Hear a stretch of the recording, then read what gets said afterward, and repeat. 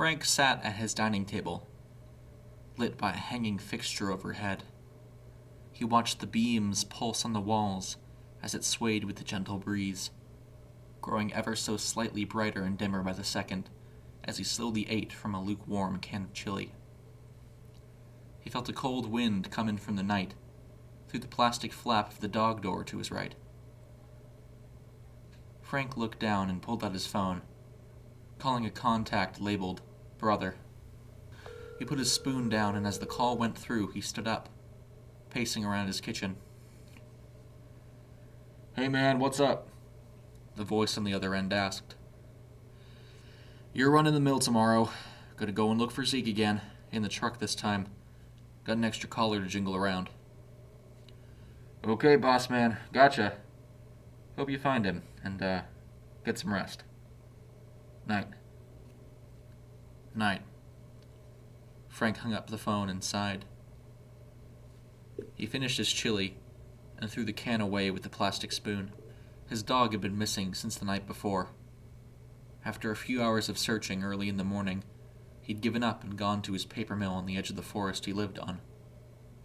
Zeke was a large dog, a Malamute, but Frank still worried. No one really knows what's in the woods, he thought. Wolves still lived around here, and Zeke was never much of a fighter.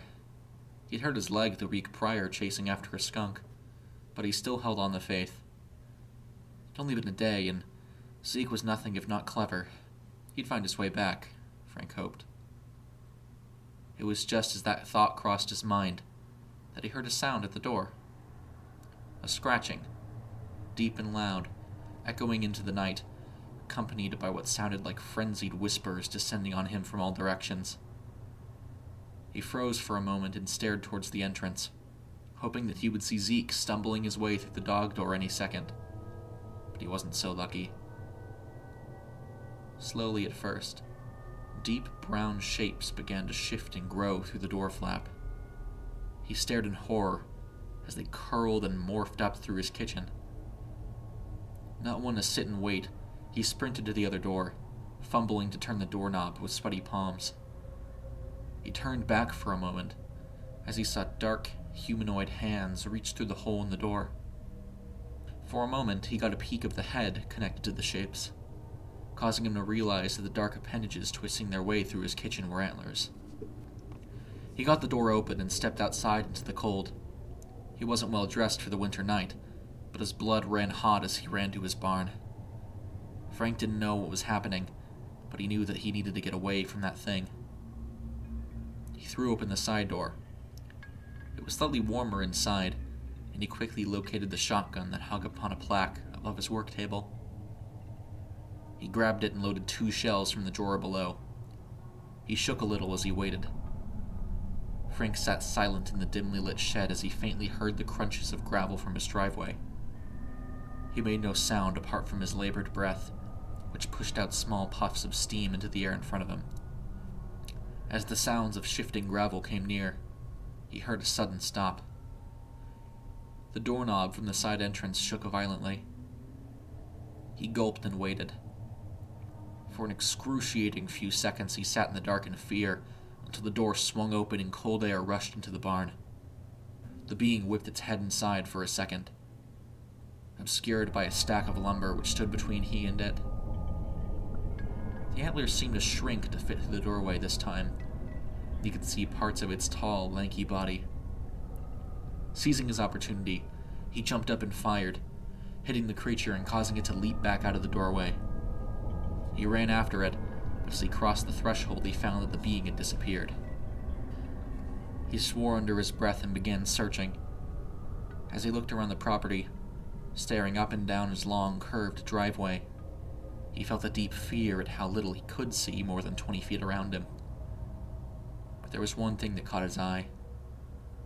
Half caught in the tree across the barn, almost grasped by the roots, was a familiar face. No, it couldn't, Frank said to himself. He felt simultaneous relief and horror as he saw Zeke laying at the base of the tree. Zeke's torso was pierced by a thick root, and sap oozed around the wound. The animal whined a little bit, seemingly out of confusion rather than pain. As Frank knelt, pleading with his dog to make it through, the bark seemed to creep over the white-gray fur and to Zeke's neck and face. Frank almost didn't notice through the tears that welled up around his eyes and streamed down his goateed chin. But as his vision cleared, he saw the tree almost swallow his loyal friend, morphing his canine body into a bulbous root that stuck itself solidly in the ground. "God damn it," he choked out, getting to his feet and locking his shaking knees. He looked around once more as he stood completely silently. Turning a full 360, he checked the tree line until he came to a stop at the old oak that hung right over the stream that ran through his property and under his driveway. 2 dots. That's all it was. 2 small dots that seemed out of place. He connected his gaze with the small blips. He recognized a humanoid figure, a dark head that surrounded the 2 beady white eyes. As he and what he now knew to be the creature locked their stare, he held his shotgun up once again. He had another shell, and waited for his moment. The being recognized his presence, and descended from the tree. He watched as it seemed to take many of the branches with it, but as it dropped to the ground, he understood it really to be a crown of antlers perched upon its head. They stood, neither moving, until Frank found his resolve and shot it again, blasting the monster in the side and knocking it to the ground. Frank dropped his gun and went to look at it, only to see it back on its knees, bending and twisting the bark of the tree to cover its wound, with the same unnatural morphing of wood that claimed Zeke. Black blood spilled out and was quickly smothered by the plant fibers that quickly faded into the creature's dark body. Frank turned and ran, but he was too slow for the monster, who caught up to him near immediately, choking and dragging him over to the bridge in his driveway that ran over the stream. He could barely breathe, and the creature's powerful hands were large and clawed. It threw him down to the bank of the waterway, as it too jumped down to meet him. Sensing an opportunity, he tried to scramble out of its reach, but was once again met immediately by warm hands clasping even tighter on his neck. But he wasn't going to let it kill him so easily. Frank craned his head upwards, enough to stare with horror into its face. The being looked at him with emotionless white pinprick eyes and dark brown skin. The eyes around its pupils were the deepest black he'd ever seen. If he weren't in this position, he wouldn't have believed anything like this could be real. But it was a physical presence, a flesh and blood creature. And without understanding, he reached up and bit a chunk out of its arm, spraying out bitter black blood as he spit out the chunk. The creature opened its slit mouth, revealing dozens of sharp teeth and letting out a guttural scream. But to his dismay and terror, it didn't break its hold on him. He choked out a sigh of deep fear as the being dragged him into the water and held down. He tried to hold his breath, but it was to no avail as he succumbed to the lack of oxygen. As he faded, the last thing he saw were those 2 white dots looking down at him, watching him drown.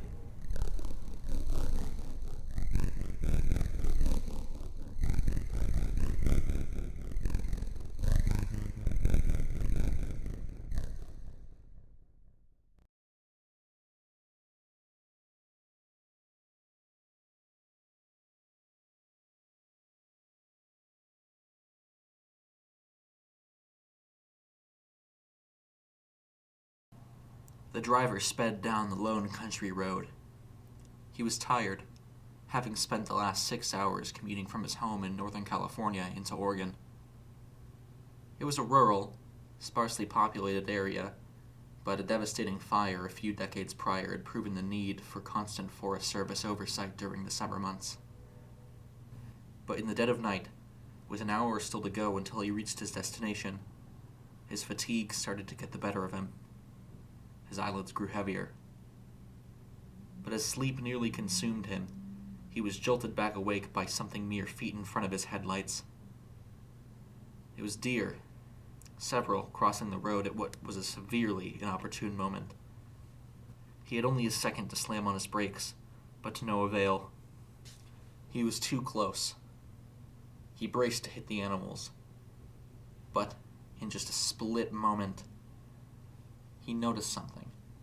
A tall figure, dark, with antlers like the most regal buck imaginable, stood in the center of the group.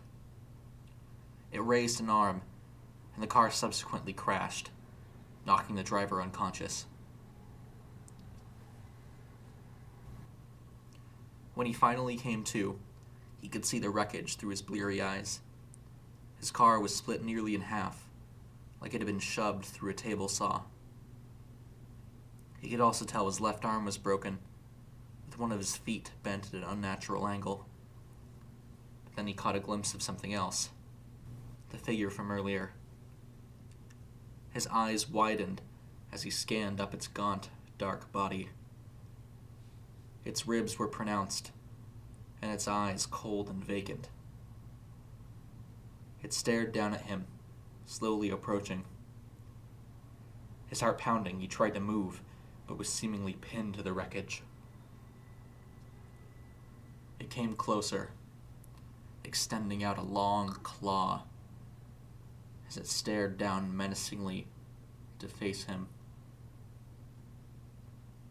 Upon reaching the wreckage, it crouched down and cocked its head slightly to meet his gaze.